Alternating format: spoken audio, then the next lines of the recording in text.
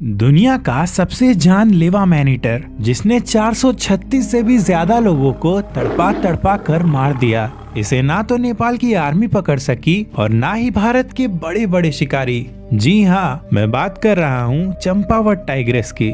Champawat tigress एक female Bengal tiger थी जिसने अपना पूरा जीवन भारत और नेपाल के पहाड़ी इलाकों में बिताया। चंपावत टाइग्रेस ने अपने 13 साल के जीवन काल में 436 से भी ज्यादा लोगों को मारा, जो इसे पूरे दुनिया के रिकॉर्डेड हिस्ट्री का सबसे जानलेवा मैन ईटर बनाता है। लेकिन आखिर ये टाइग्रेस मैन ईटर बनी क्यों और 13 सालों तक इसके आतंक को कोई रोक क्यों ना सका, और फिर आखिर में इसका अंत कैसे हुआ, ये सब हम आज के इस वीडियो में बहुत करीब से देखेंगे। चंपावत टाइग्रेस का जन्म साल 1895 में नेपाल के सुंदर जंगलों में हुआ था, जहां पर कई सालों तक इसने एक सामान्य टाइगर का जीवन जिया। ये डियर, एंटेलोप और ऐसे ही और जानवरों का शिकार किया करती थी और जितना हो सके उतना इंसानों से दूर रहती थी। लेकिन फिर एक दिन इसके जंगल में एक शिकारी की एंट्री होती है, जो चंपावत टाइग्रेस को देखते ही जल्दबाजी में उस पर फायर कर देता है। गोली सीधा बाघिन के चेहरे पर जाकर लगती है और ये बुरी तरह से घायल हो जाती है। पर इन सब के बाद भी चंपावत टाइग्रेस शिकारी के पकड़ में नहीं आती है। लेकिन इस घटना में चंपावत टाइग्रेस अपने 2 कैनाइन दांत गंवा देती है और इसके वजह से अगले कई दिनों तक ये एक भी शिकार नहीं कर पाती है। अब इसके बाद होना क्या था, भूख ने इस बाघिन को इंसानों का शिकार करना सिखा दिया। ऐसा माना जाता है कि चंपावत टाइग्रेस का पहला शिकार एक कम उम्र की लड़की थी, जो अपने दोस्तों के साथ जंगल में घास काटने गई थी। इस शिकार के बाद तो जैसे चंपावत टाइग्रेस के मुंह में इंसानों का खून लग चुका था और इसके बाद इसने आसपास के गांव वालों का शिकार करना शुरू कर दिया। यहाँ सबसे भयानक बात तो ये थी कि ये इंसानों पर दिन के रोशनी में हमला करती थी और फिर उन्हें घसीटते हुए जंगल के अंदर ले जाती थी। कुछ दिनों के बाद तो ये इतनी ज्यादा कॉन्फिडेंट हो गई कि ये गांव वालों के घर में घुसकर उन्हें मारने लगी। इन घटनाओं की वजह से जंगल के आसपास के गांव भय और आतंक से दहल उठे और यहाँ पे कई लोग तो अपने घर और खेतों को छोड़कर जाने भी लगे। देखते ही देखते इसने नेपाल में 200 से भी ज्यादा लोगों को मौत के घाट उतार दिया और मौत के इतने बड़े आंकड़े को देखकर नेपाल के राजा भी चकित रह गए। इसके बाद उन्होंने नेपाल की आर्मी को चंपावत टाइग्रेस को मारने के लिए भेजा। नेपाल की आर्मी से पहले कई अव्वल दर्जे के शिकारी चंपावत टाइग्रेस के शिकार में विफल हो चुके थे और नेपाल की आर्मी के साथ भी कुछ ऐसा ही होता है। चंपावत टाइग्रेस कुछ ज्यादा ही चतुर थी। इसे न केवल शिकारियों के ट्रैप से बचने आता था, बल्कि ये मीलों दूर से भी उनके हलचल को भांप लेती थी। और इसे सबसे घातक बनाता था इसके कैमोफ्लेज करने की एबिलिटी, यानी कि ये किसी भी सराउंडिंग्स में इस तरह से घुल मिल जाती थी कि बिल्कुल पास में ही रहने के बावजूद भी इसे कोई भी देख नहीं सकता था। वैसे नेपाल की आर्मी ने भी इतनी जल्दी हार नहीं माना और उन्होंने अपना दिन रात चंपावत टाइग्रेस को पकड़ने में लगा दिया। इससे चंपावत टाइग्रेस शारदा नदी को पार करके भारत में आ गई, जहां पर इसे अपना नया हंटिंग ग्राउंड मिला, उत्तराखंड का कुमाऊं रीजन। इसने भारत में आकर सबसे ज्यादा तबाही चंपावत डिस्ट्रिक्ट में मचाया और यहीं से इसे अपना नाम चंपावत टाइग्रेस भी मिला। भारत में भी ये उसी तरह से हाहाकार मचाने लगी जिस तरह से ये नेपाल में मचाया करती थी। ये भरी दोपहर लोगों के घर में घुसकर उन्हें बेरहमी से मौत के घाट उतार देती थी और ये इतनी ज्यादा चालाक थी कि दिन होने के बावजूद भी लोग इसका कुछ भी बिगाड़ नहीं पाते थे। देखते ही देखते इसने चंपावत में 100 से भी ज्यादा लोगों को मार दिया, जिसमें से ज्यादातर महिलाएं और बच्चे ही थे।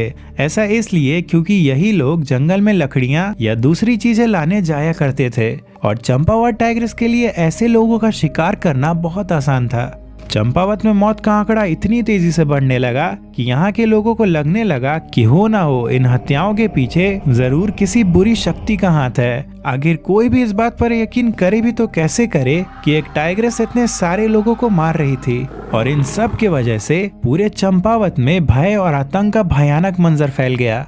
जब चंपावत में मौत का आंकड़ा 200 से भी ज्यादा का हो गया, तब उस टाइम भारत पे राज करने वाले ब्रिटिश को इस बात से बहुत ज्यादा हैरानी हुई। उन्होंने इससे पहले ऐसा कुछ कभी नहीं देखा था, इसीलिए वो चंपावत को मारने का फैसला करते हैं। लेकिन बाकियों की तरह ये भी इस काम में फेल हो जाते हैं। इस घटना की वजह से ब्रिटिश राज ने चंपावत टाइग्रेस को पकड़ने या मारने पर एक बहुत बड़ा इनाम देने का ऐलान किया। जिसके बाद कई प्रोफेशनल हंटर्स ने इस इनाम को जीतना चाहा, लेकिन हर बार चंपावत टाइग्रेस उनसे 2 कदम आगे ही रहती थी।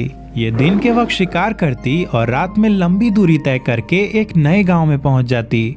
इन सब के बाद ब्रिटिश राज ने भी चंपावत टाइग्रेस के सामने अपने हथियार डाल दिए, लेकिन एक ब्रिटिश ऑफिसर था जिसे अब भी उम्मीद थी कि चंपावत टाइग्रेस को मारा जा सकता है, और इसीलिए उसने अपने एक करीबी दोस्त को कांटेक्ट किया। ये शिकारी था तो ब्रिटिश, लेकिन इसका जन्म साल 1875 में भारत के नैनीताल में हुआ था, जिसके बाद इन्होंने अपना पूरा वक्त लगभग भारत के जंगलों में ही बिताया। जी हाँ, मैं बात कर रहा हूँ लेजेंडरी हंटर, राइटर और wild life conservationist Jim Corbett की।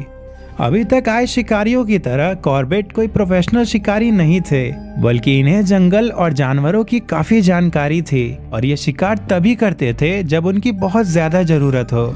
इसीलिए चंपावत टाइग्रेस की जानकारी मिलते ही कॉर्बेट उसे मारने के लिए तैयार हो गए। लेकिन इससे पहले इन्होंने सरकार के सामने 2 शर्तें रखी। पहला कि टाइग्रेस के ऊपर रखे इनाम को हटा दिया जाए, और दूसरा कि जब ये चंपावत पहुंचे तो वहां कोई दूसरा शिकारी ना हो। इनकी शर्तें मान ली गई और कॉर्बेट साल 1907 में कॉर्बेट पहुंच गए। कॉर्बेट ने अपने इस कठिन मिशन की शुरुआत चंपावत के पाली गांव से की, जहां पर टाइग्रेस ने अपना 435वां रिकॉर्डेड शिकार किया था। वहां इन्होंने कई टाइग्रेस अटैक सर्वाइवर से बातचीत की और टाइग्रेस किस तरह से हमला करती थी ये समझने की कोशिश की। इधर एक तरफ कॉर्बेट अपने जांच पड़ताल में लगे थे, तो वहीं दूसरी तरफ टाइग्रेस ने एक गांव पे हमला बोल दिया। इस बार इसका शिकार एक लड़की थी जो जंगल में लकड़ियां लेने गई थी। कॉर्बेट तुरंत उस गांव में पहुंच जाते हैं और टाइग्रेस के छोड़े गए निशानों का पीछा करते करते जंगल के पास पहुंच जाते हैं, और वहां पहुंचकर ये कुछ ऐसा देखते हैं जिससे कॉर्बेट को पहली बार डर का एहसास होता है। चंपावत टाइग्रेस इनके बिल्कुल सामने खड़ी थी और इन पर हमला करने के लिए पूरी तरह से तैयार थी। इसीलिए कॉर्बेट जल्दी से अपना राइफल उठाते हैं और टाइग्रेस पे फायर कर देते हैं, लेकिन इनकी गोली निशाने पर लगती नहीं है। पर इनके लिए अच्छी बात ये होती है कि गोली की तेज आवाज को सुनकर टाइग्रेस जंगल के अंदर चली जाती है। पर कॉर्बेट आज हार मानने के मूड में नहीं थे, इसीलिए ये तुरंत ही गांव में लौटते हैं और लोकल तहसीलदार की मदद से गांव वालों की एक टीम बनाते हैं। फिर ये इस टीम को लेकर जंगल के अंदर पहुंच जाते हैं और इन्हें जोर जोर से चिल्लाने को कहते हैं। और फिर जैसा इन्होंने सोचा था होता भी बिल्कुल वैसा ही है। लोगों के शोरगुल से परेशान होकर टाइग्रेस अपने हाइडिंग ग्राउंड से निकलकर सीधा वहां चली जाती है जहां कॉर्बेट और तहसीलदार उसका पहले से ही इंतजार कर रहे थे। टाइग्रेस को देखते ही कॉर्बेट उस पर फायर कर देते हैं। इनकी पहली गोली टाइग्रेस को नहीं लगती है, पर इस बार ये रुकते नहीं है, बल्कि लगातार 2 और गोली फायर कर देते हैं जो टाइग्रेस को लगती भी है। लेकिन 2 गोली लगने के बावजूद भी चंपावत टाइग्रेस मरती नहीं है, बल्कि अब तो ये पहले से भी कहीं ज्यादा खतरनाक हो जाती है। इस वक्त तक कॉर्बेट की राइफल खाली हो चुकी थी, इसीलिए ये जल्दी से तहसीलदार की शॉटगन लेकर टाइग्रेस की तरफ निशाना साध लेते हैं। टाइग्रेस एक लंबी छलांग लगाकर कॉर्बेट के काफी नजदीक पहुंच जाती है, लेकिन तभी कॉर्बेट गन से फायर करते हैं और गोली सीधा टाइग्रेस के सीने पे जाके लगती है और वो नीचे जमीन पर धड़ाम से गिरती है। ये चंपावत टाइग्रेस के जीवन का अंत था। कॉर्बेट ने नामुमकिन को मुमकिन कर दिया था और इनके इस कारनामे ने इन्हें पूरे भारत में एक सेलिब्रिटी बना दिया। और इस सफलता के बाद इन्हें देश के कई और कोनों से भी मैन ईटर जानवरों को मारने का बुलावा आने लगा। लेकिन असल में तो कॉर्बेट चंपावत टाइग्रेस को मारकर जरा से भी खुश नहीं थे।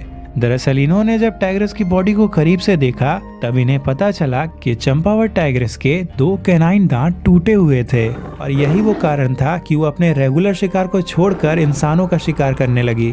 ये सब उस शिकारी की वजह से हुआ था जिसने चंपावत टाइग्रेस को घायल कर दिया था, और उसकी एक गलती की वजह से 436 मासूम लोगों को अपनी जान गंवानी पड़ी।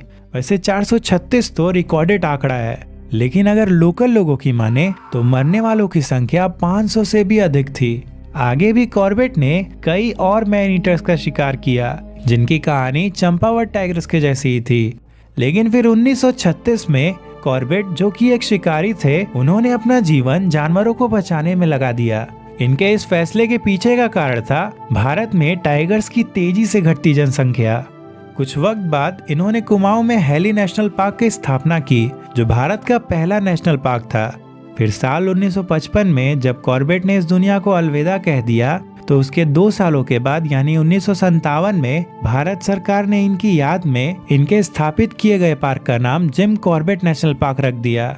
चंपावत टाइग्रेस और जिम कॉर्बेट दोनों ही भारत के इतिहास का एक अहम हिस्सा है, जिन्हें हम सब इन कहानियों के माध्यम से हमेशा याद रखेंगे। वैसे आज तो हमने एक ऐसी कहानी देखी जिसमें इंसान और जंगली जानवर एक साथ नहीं रह पाए, लेकिन हमारे भारत में ही एक ऐसी जगह भी है जहां आज भी शेर और इंसान बेस्ट फ्रेंड्स है। अगर आपको ये कहानी देखनी है तो इस वीडियो पे क्लिक करिए, या ऐसे ही और जानवरों की कहानी देखने के लिए इस प्लेलिस्ट पर।